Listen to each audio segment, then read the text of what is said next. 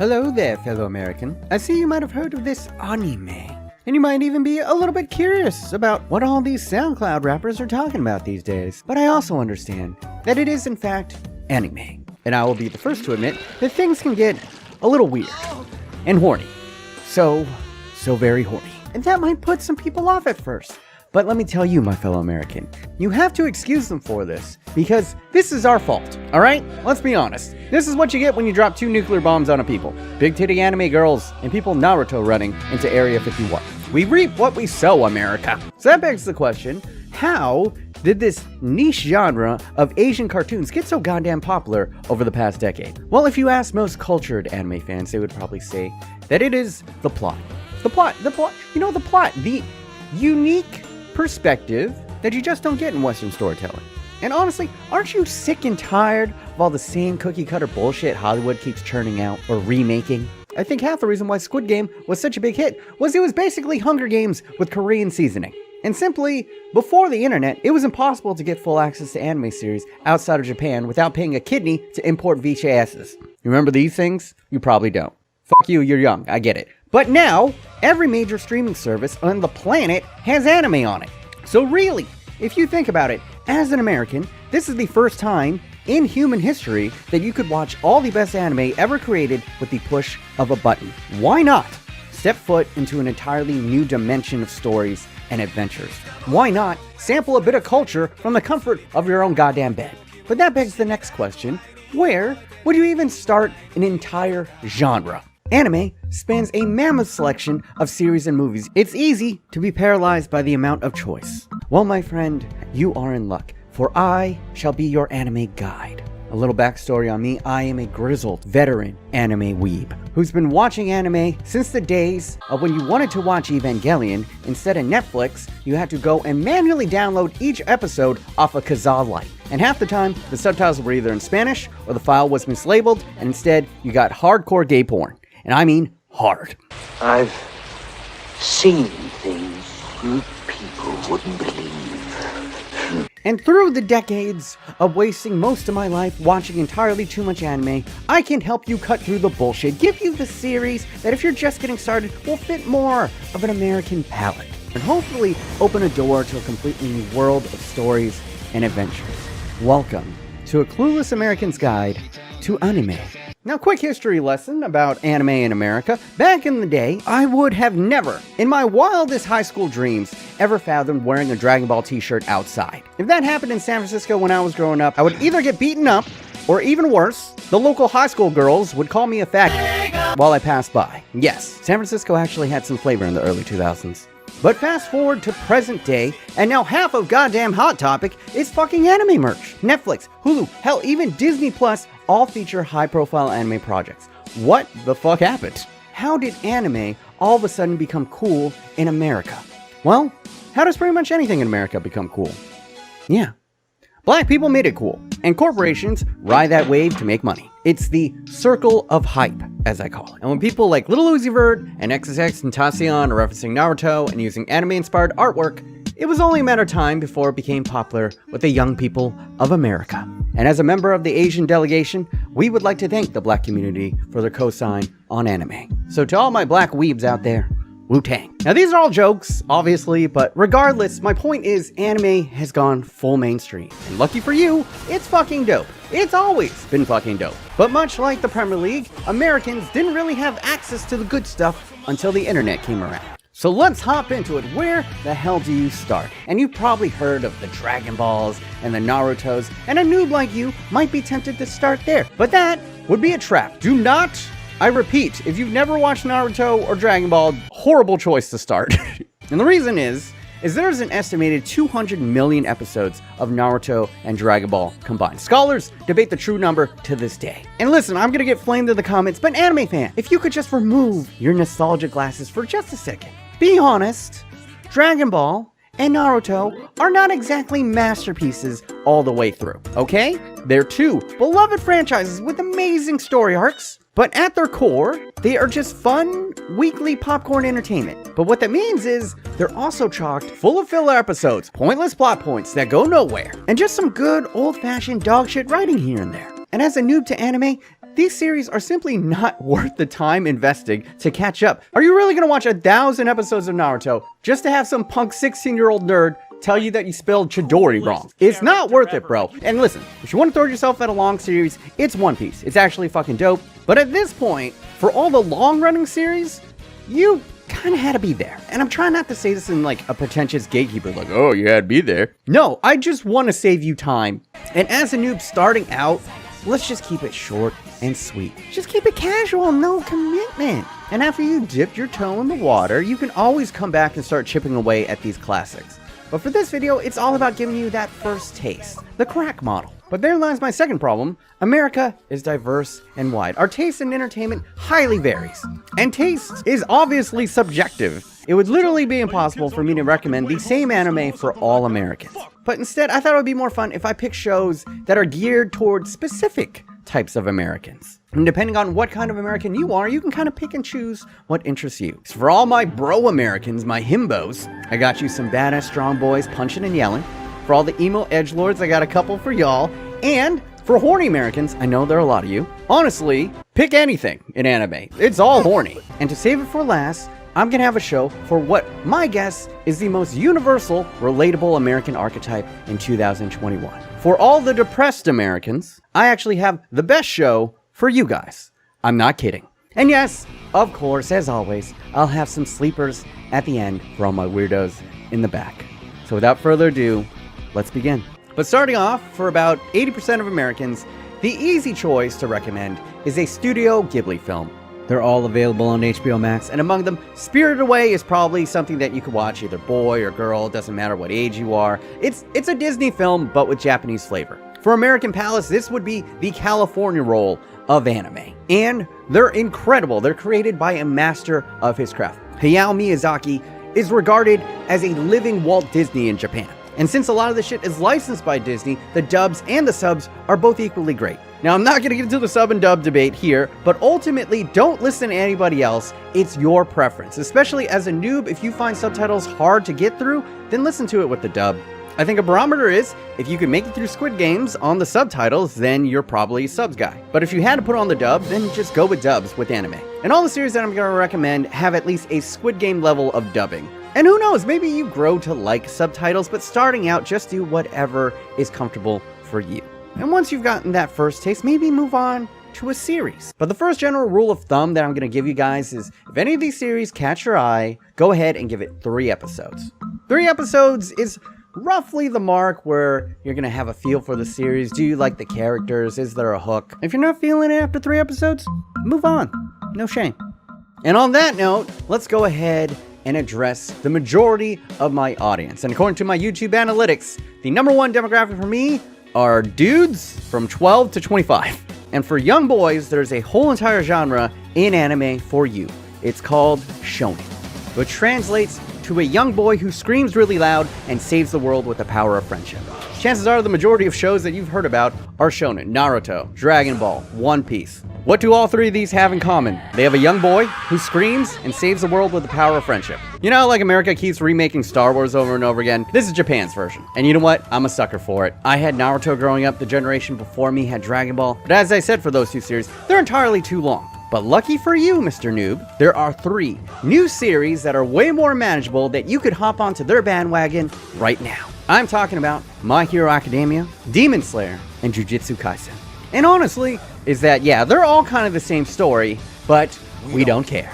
We don't care. Like a pig in slop, we love it. It's pure escapist power fantasy. I know that it's geared toward 14-year-olds and 16-year-old boys who want to feel powerful and full of potential and strong enough to take on the challenges of the world. And also all the bitches want his dick. And there's no shame in a little fantasy. Girls get Twilight, and anime nerds get Naruto. But which flavor of trash are you? Well, let's start off with My Hero Academia. And this show is basically Naruto, but with superheroes. And if there's something that Americans like, it's fucking superheroes. Jesus. But listen, this show is just fun. I mean, just imagine if the Marvel Cinematic Universe was set in high school. And you add on top of that, all the fight scenes are animated by one of the best anime studios of all time. And of these 3, this is probably my top recommendation to watch first because the English cast is not completely awful. In fact, I prefer the English voice actor to All Might to the Japanese one. So this is probably the easiest, most digestible choice for a lot of you guys. The characters are lovable and quirky, literally. Instead of calling it powers, they call it quirks. And by watching this show, you will finally understand what Meg the Stallion cosplays as. Now, second on the list is Demon Slayer. Now, Demon Slayer is Naruto, but with demons. Demons. Yes, we're trash. Leave me alone. But this series burst onto the scene 2 years ago, and it shattered all sales records. And honestly, the story is only okay. Personally, I think the reason why it got so freaking big is because we as a culture are shallow. And what Demon Slayer does better than any of these shonen is eye candy. And that's saying a lot because all three of these shows are gorgeous. They have amazing fight scenes, but Demon Slayer, they're made by the current kings of anime fight scenes. Studio Ufotable is renowned for making some of the most legendary fight choreography in anime history. So much so that fans lovingly refer to their series Unlimited Blade Works as Unlimited Budget Works.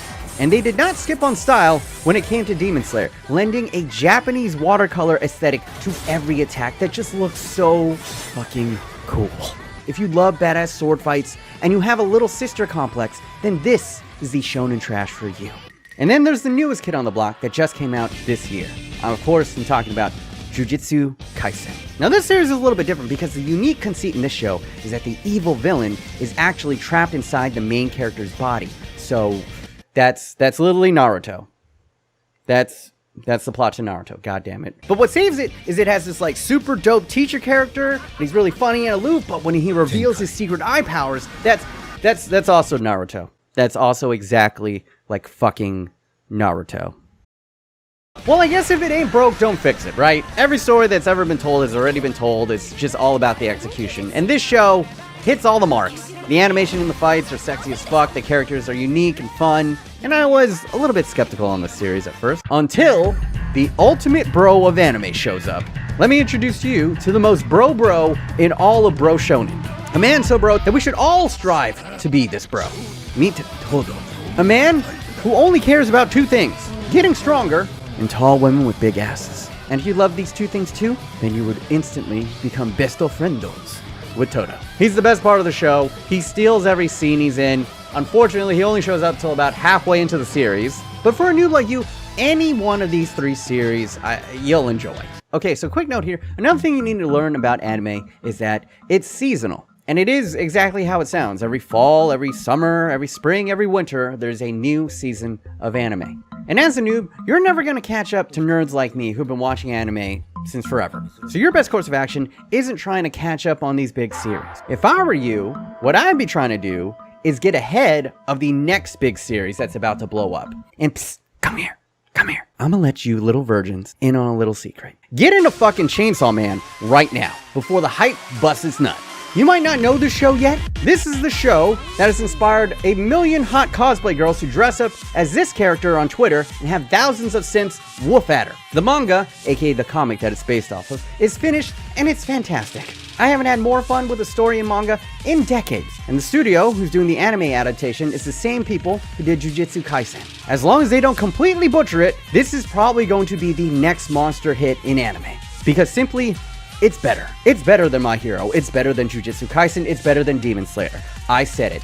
All of them can get the fuck out. Chainsaw Man, Alpha Dog, top of the food chain, shonen. And you, as a little fucking noob, are lucky because you can get in on the ground floor of this one right as it's about to start. Hell, you remember when Game of Thrones was going on and there was like the super annoying book readers? You could be that guy because you could read all of the manga of Chainsaw Man on your phone right now for $2. I'm not fucking with you. In America, it's called the Viz app. You pay $2 a month, and not only do you get access to all of Chainsaw Man, but all the big shows that you've heard about, the One Pieces, the Dragon Balls, the My Heroes, Jujutsu Kaisen, all the hot shows and classics, you can read their comic book form on this app. And unlike their anime forms, a lot of them don't have filler. Many people to this day only read the manga, and these purists are known in the community as assholes. But They have a point. The manga usually is like the purest form of the medium. It's not chock full of filler usually, and the artwork is better. And I'm not sponsored by this company. I wish I was, but I'm simply mentioning this as an Asian.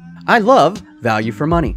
And for this price, $2 a month, you could read all the classics, you could read all of Chainsaw Man, get updated chapters on new series. I don't know if there's a better bang for buck in entertainment value than this Viz app that you could have on your phone. There is a literal treasure trove of series on here that are far better than 90% of whatever you're spending your time doing right now. And listen, here's a pro tip about life. You need to start rotating your entertainment to keep things from getting stale. No matter how much you love Marvel movies, no matter how much you love video games, after playing enough of them, your brain will not release as much dopamine from it. You have to actually step away from it for a while and then come back to it for it to be enjoyable again. So that's why you should get into manga, you should get into anime, just have a healthy rotation of entertainment to get you through this dystopian nightmare that is real life. Now, where was I? And if there is one thing that Americans are fatigued of in our stories, it's also superheroes. I know, we still flock to the Marvel movies, and you know, I still like a superhero movie or two, but superhero fatigue is real.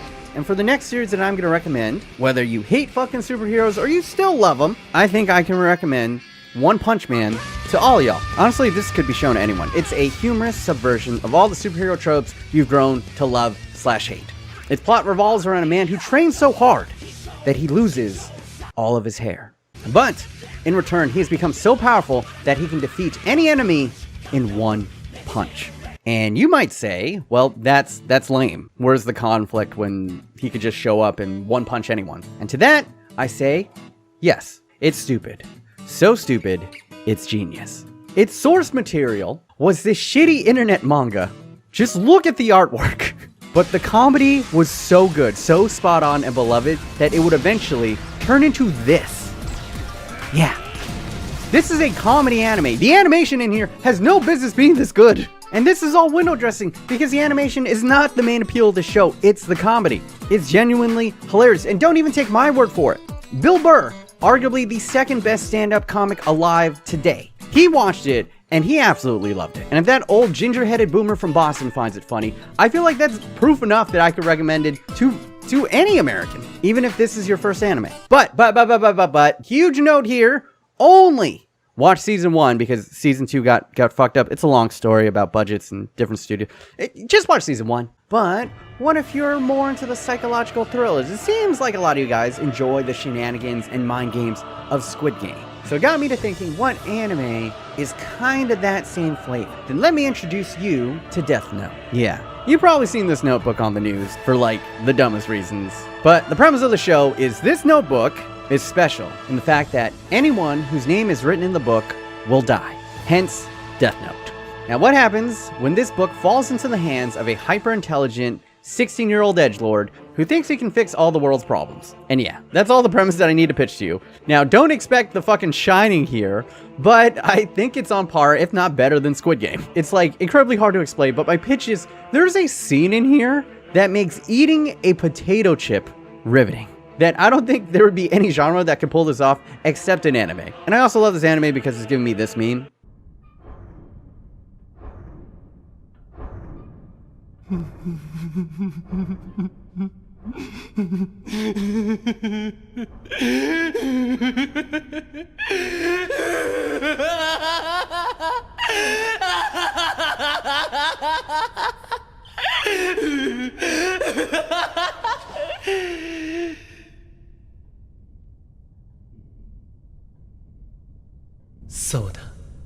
But to all my edgelords, to all the Squid Game fans, Death Note is the show that you should be watching. Now, next series up is for all my Game of Thrones fans, because the series I'm going to recommend could go down as the Game of Thrones of anime. And much like Game of Thrones, you can hop on right before the end and get disappointed by the ending. I, of course, am talking about Attack on Titan. Now, the manga has ended, and there have been some controversy about the ending. Not too many fans of it. But honestly, I read it, and it's fine. And certainly light years better than what happened to Game of Thrones. Trust me. And to cast this series aside would be a colossal mistake. That would be like saying no to a Michelin star 5-course meal, where each course is just getting better than the next. But you refuse to go because you heard the dessert is only okay. Because that's pretty much what Attack on Titan is. It's one of the greatest anime of all time, where each story arc just keeps on building and getting better and outdoing the next one, where all of the big mysteries actually have worthwhile payoffs. And also, I think it's important to note that the anime up until now has been able to smooth over a lot of the clunkier parts of the manga. so maybe the ending will be tweaked to work a little bit better there. And we're gonna see very soon because the final part of the final season is about to air in January. And worst case scenario of you catching up on this series, you get to see the whole internet burn down when the finale airs. But next up, I think is going to be the most relatable archetype for Americans today, especially after the last 2 years. I, of course, am talking about depressed Americans. Do you lay around in bed all day? Do you go to sleep hating your situation in life? Have you ever felt like giving up, but are too scared to kill yourself? Well, do I have an anime for you. It's called Evangelion Neon Genesis. And personally, this is my favorite anime of all time. It is a psycho mindfuck of horny adolescents piloting giant mecha robots that should make zero sense. And honestly, it doesn't actually make a lot of sense. But that is the trick to watching Evangelion. It's not a show where you try to make sense of things. It's a show more about the vibes. And depression is big vibes here. Because what you need to know about Neon Genesis Evangelion is that the author and creator was famously in a deep depression while creating this series. And what that's resulted in is probably the closest depiction of what a depressed psyche actually looks like. And I'm not saying in anime, I'm saying in any medium, for me anyway. But, you know, this shit came out in 98 and is still one of the most popular anime to this day. So obviously, this just didn't connect with me.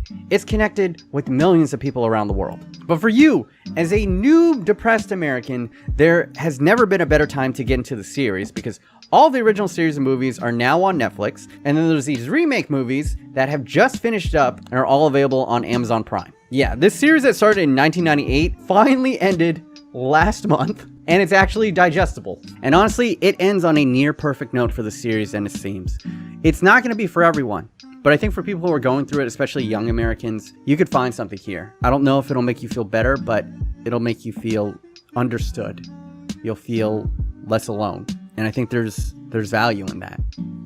Or you can watch it and call it a pretentious piece of shit. That's the beauty of anime. It's subjective. All art is subjective, so there's no right answers. Just loud, confident people.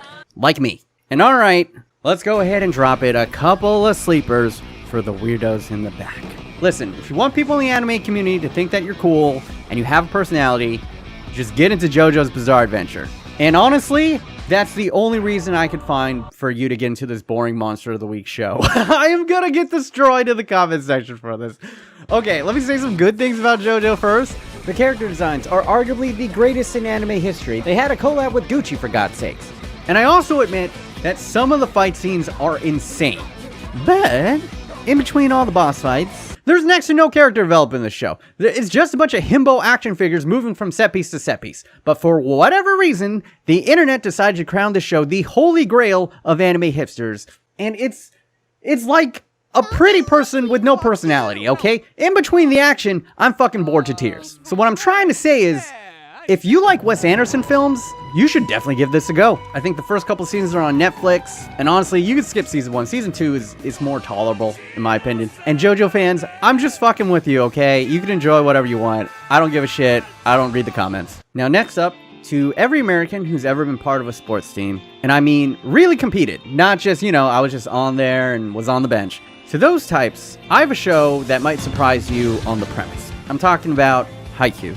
I want to do a whole video just on Haiku, because if you told me a decade ago that my favorite current running anime would be about a bunch of high school boys playing volleyball, I would ask you, why do I sound like a pedophile? And I get it, the premise is not sexy. It's best encompassed by this Pro ZD skit. Volleyball anime? I don't give a shit about volleyball. And the center, they orchestrate the offense of the team. They must be highly skilled in their accuracy, in perfect sync with the hitters. The bond between players is so strong, it is poetry in motion. It's corny.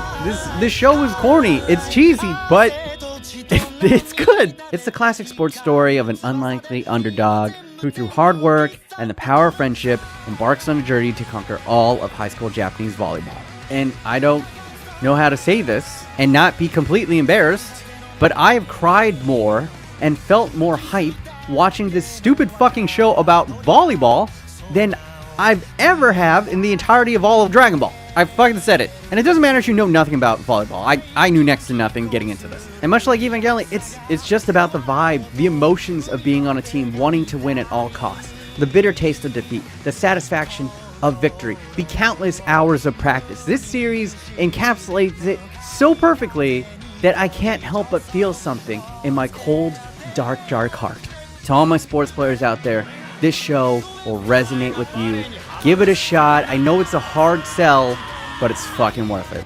And that is it for now. I think for your first foray into anime, these are my top picks for you. And I don't know how this is going to be received. This is the first video on the channel about anime. If it's popular, I'll go ahead and make an intermediate guide to anime where I recommend more shows, and we can get even fucking weirder. Listen, these shows were the least weird that I can find. But if you did enjoy, go ahead and follow me on Instagram and Twitter. I gotta get both of my shits up to 10K just so I can link videos on there. But more importantly, this is where all the JoJo fans can actually harass me and I'll fight back. So go ahead, yell at me on Instagram and Twitter. And if you enjoy what I'm doing on this channel and you'd like to get these videos faster, please throw me a buck on Patreon. For less than a cup of coffee a month, you'd really be helping me out. And currently, I'm still looking for an editor. I apologize to all editors who sent me work. I've just been like fucking swamped. I was gone for a week vacation with my parents. First time seeing them for 2 years, so excuse me. But I'm still looking for editors. Send me your work on Instagram and Twitter. And thank you, obviously, to all my patronos keeping me alive and the lights on during this global pando. I love you guys all so much. Thanks for watching, and new video out soon. Love you all. Stay thick. America.